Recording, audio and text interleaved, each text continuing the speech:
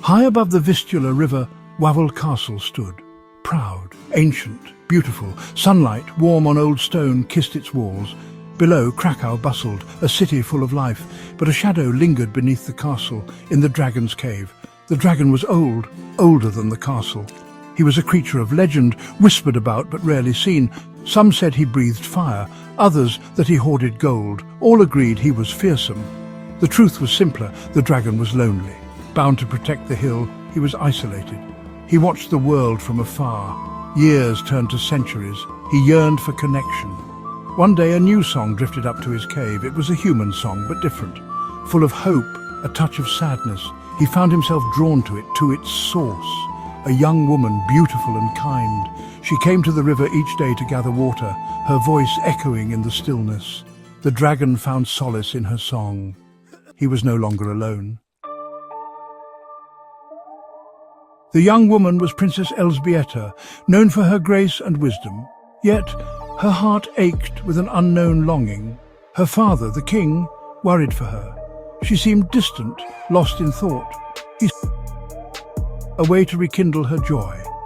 The king announced a competition, a quest for the bravest knights and nobles. Whoever could bring him proof of the dragon's defeat would win Elżbieta's hand in marriage. Elżbieta was horrified, harming the creature whose song she'd come to cherish. Unbeknownst to her, a young potter, Stanislaw, shared her feelings. He too had heard the dragon's mournful song echoing in the night. He believed not in slaying, understanding its sorrow. He crafted a plan, a way to help both the princess and the dragon. Stanislaw sought out Elżbieta, sharing his thoughts. He spoke of compassion, of understanding. Listened, her heart pounding. She saw in this humble potter a kindred spirit, someone who understood the weight of her unspoken worry. Together they devised a plan, a secret pact to save the dragon and defy the king's challenge. Stanislaw, guided by Elżbieta's descriptions of the dragon's song, crafted a gift, a flute carved from the finest wood, able to mimic the dragon's mournful tune. He climbed Wawel Hill each night, playing the dragon's song, adding his own melody of hope and friendship. The dragon stirred, his ancient heart thrumming. The flute's song resonated within him, mirroring his loneliness, offering solace. He ventured out, drawn to the music and the young man who wielded it with such care. Stanislaw offered the flute, a gesture of peace and understanding.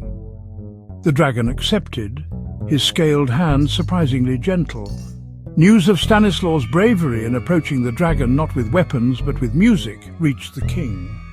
He saw not a hero but a fool. He imprisoned Stanislaw, accusing him of sorcery and trickery. Elżbieta, desperate to save her friend and the dragon, revealed her own connection to the creature's song. She pleaded with her father, begging him to see the dragon not as a monster, but as a lonely being. The king remained unmoved.